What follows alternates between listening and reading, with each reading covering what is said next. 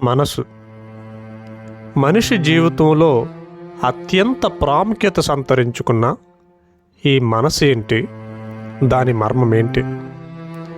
మనిషి భావోద్వేగాలకు సుఖ దుఃఖాలకు కారణమయ్యి మనిషినే శాసించే ఈ మనసు గురించి ఎప్పుడైనా ఆలోచించారా? కొన్ని శతాబ్దాల పాటు మనిషి మనసు నుండి, మనో ఆలోచనల నుండి బయటపడే ప్రయత్నం చేస్తూనే ఉన్నాడు. పుస్తకం, పూజ, ప్రార్థన, గురువు, జ్ఞానం, ధ్యానం, కర్మ, భక్తి, సిద్ధాంతం, ఆస్తికత్వం, నాస్తికత్వం అంటూ అనేక మార్గాలను అనుసరిస్తున్నాడు. వాటిని అవలంబిస్తున్నాడు కూడా. ఆలోచించండి. అయినా మనిషి తన మనసును ఎందుకు జయించలేకపోతున్నాడు? మనిషి తన మనసు చేతిలో ఎందుకు బానిస అయిపోతున్నాడు? సరే, ముందుగా మనసు అంటే ఏమిటో చూద్దాం. మీ మనస్సు అంటే మీ ఆలోచనలే. మీ మనసు యొక్క పనుల్లో ముఖ్యమైనది ఏదో ఒక విషయం గురించి ఆలోచిస్తూ ఉండడం. మీరు నిరంతరం ఏదో ఒక వ్యాపకంతో ఉండడం వలనే మీ ఆలోచనలనే ముసుగులో మీరు కొట్టుకుపోతున్నారు. మనస్సు అనేది రాత్రింబగళ్ళు ఆగకుండా పనిచేసే ఒక యంత్రం వంటిది. చెప్పాలంటే అది మీకు ఒక గొప్ప సేవకురాలు, కానీ ఒక ప్రమాదకరమైన యజమాని కూడా. మీ కోరికల గురించి మీరు పదే పదే ఆలోచించడం వలనే దానికి జీవం పోస్తూ ఉంటారు. మీ కోరికల కదలికలను అవగాహన చేసుకోవాలే తప్ప వాటిని దూరంగా నెట్టివేయడమో అనగద్రొక్కడమో చేయకూడదు.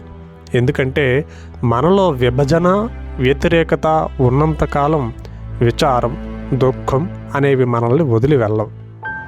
కోరికల తీరుతెన్నుల్ని అవగాహన చేసుకోకుండా కేవలం ఆలోచనల్ని అదుపు చేయడం వల్ల ఏమాత్రం లాభం లేదు. దీనికి గాను మీరు ఏం చేస్తారు? మీ మనసును ఒక పద్ధతి ద్వారా, ఒక విధానం ద్వారా నిగ్రహించాలి, నియంత్రించాలి అనుకుంటారు. అంతేగాని దానిని అర్థం చేసుకునే ప్రయత్నం ఏనాడూ చేయరు. మీరు సంవత్సరాల తరబడి నిద్రపోయారు. ఎందుకు ఈరోజు మీరు మేల్కోకూడదు?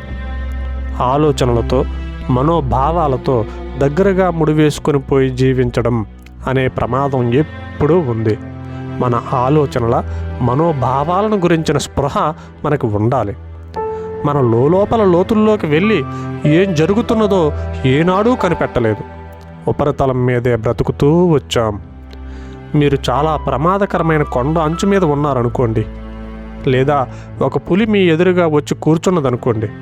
అప్పుడు మీరు ఎలా స్పందిస్తారు? అప్పుడు మీ చర్య పాక్షికంగా ఉండదు, సంపూర్ణమైన చర్య ఉంటుంది.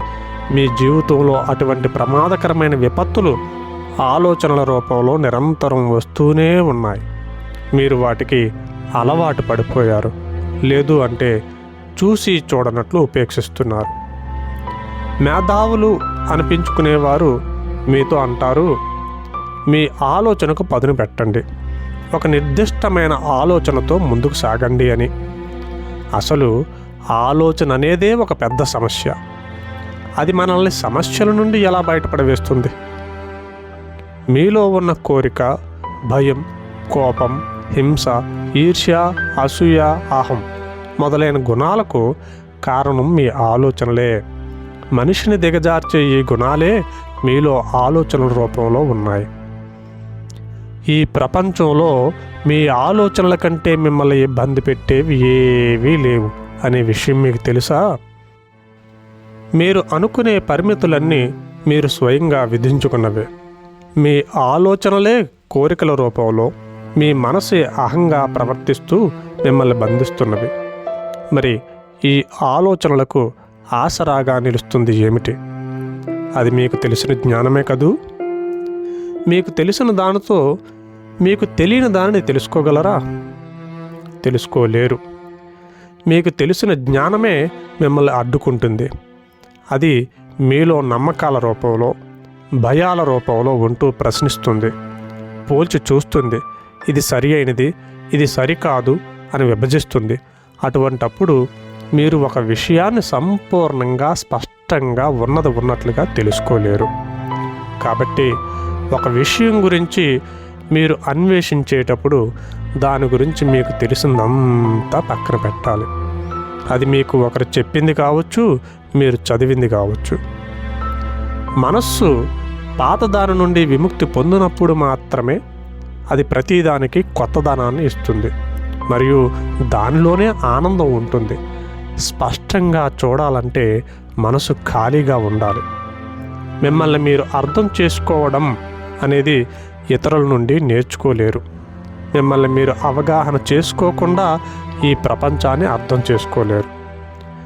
మీ మనసు అనే పుస్తకం మీ దగ్గర ఉండగా మీకు ఇతర పుస్తకాలు చదవాల్సిన అవసరం ఎందుకు వచ్చింది? మీ మనసును గనక మీరు చదివితే ప్రతి క్షణం మీరు సంపూర్ణంగా ఆనందంగా జీవించగలరు. మీరు ఆనందాన్ని బయట వెతుకుతున్నారు, కానీ ఒక అద్భుతమైన ప్రపంచం మీలోనే ఉంది. ఈ విషయాన్ని మీరు మర్చిపోతున్నారు. నిజానికి మీరు ఆలయాలలో, చర్చులలో, మసీదులలో, ఆరామాలలో వెతికే దైవత్వం, పవిత్రత అనేవి మీలోనే ఉన్నాయి.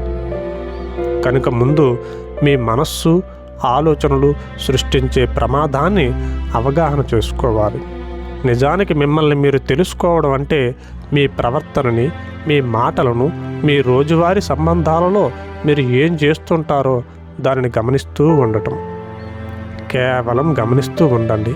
ఇది తప్పు, ఇది ఒప్పు అని, ఇది మంచి, ఇది చెడు అని నిరసించడం కానీ ఆమోదించడం కానీ చేయవద్దు. వాటికి బానిసలు కావద్దు. వాటి నుండి పారిపోవద్దు. ప్రయత్నించి చూడండి. మీ మనసును తెరిచిన కిటికీ వలె ఉంచండి. ఏ విధంగా చల్లని గాలి కిటికీ గుండా లోపలికి వచ్చి బయటకు పోతుందో అలాగే మీ ఆలోచనలను స్వేచ్ఛగా లోపలికి వచ్చి బయటకు పోనివ్వండి. ఈ మధ్యలో అవి ఎలా వస్తున్నాయి, ఎలా వెళ్తున్నాయి అని మాత్రం చూడండి. ఒక ఆలోచన మిమ్మల్ని 100 సార్లు ఇబ్బంది పెట్టినా నిశ్శబ్దంగా దానిని చూస్తూ ఉండండి.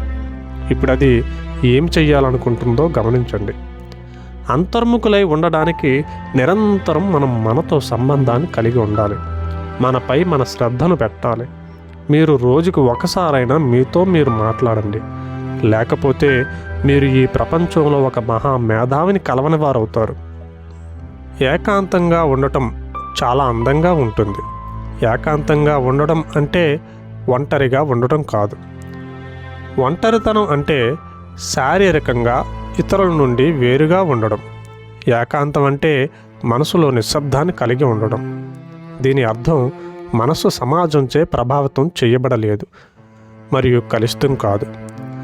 అపరిమితమైన వాటిని అర్థం చేసుకోవడానికి మనస్సు అసాధారణంగా నిశ్శబ్దంగా ఉండాలి.